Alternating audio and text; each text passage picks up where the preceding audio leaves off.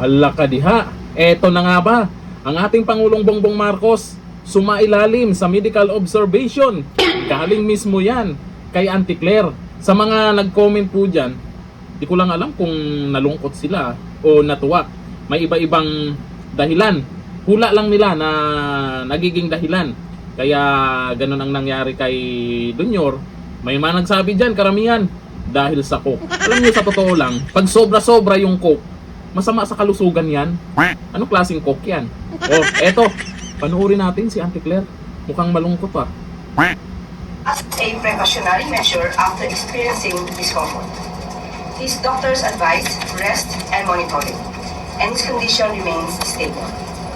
The President continued to carry out his responsibilities while under medical observation and has returned to Malacanang.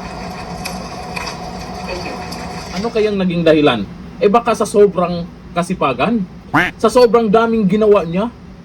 Sa sobrang sipag niya? Kaya siguro kailangan munang magpahinga. O ayon dito sa balita, breaking, Marcos Jr. sumailalim sa medical observation.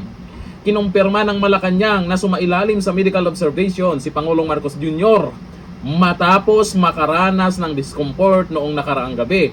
Ayon kay Claire Castro, precautionary measure ang naging hakbang at nanatiling stable. Stable. Oh, relax lang kayo. Kondisyon ng Pangulo, stable naman daw. Dagdag pa ni Castro, nagpatuloy pa rin sa pagtupad ng kanyang mga tungkulin ang Pangulo habang nasa ilalim ng obserbasyon.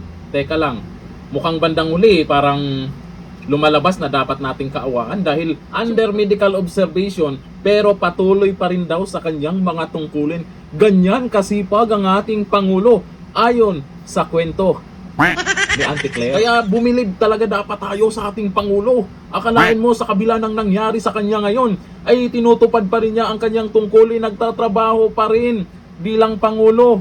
Ang tibay no? Natutulog pa kaya to? Ganun niya kamahal ang Pilipino. Trabaho siya ng trabaho.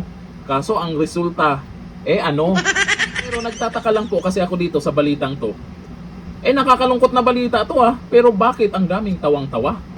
Malamang siguro natawa sila dahil dito kay Auntie Claire, hindi dahil kay Junior o sa ating mahal na Pangulong Bongbong Marcos. Siguro kay Auntie Claire sila natawa. Dito po sa mga nag-comment, sabi ni Gineco Dancel, kakainom ng coke. O ako nga hindi po ako talaga umiinom ng coke lalo na pag gabi na. Dapat natin iwasan yung coke na sobra-sobra. Pero ang tanong ko kasi dito, anong klaseng coke yan?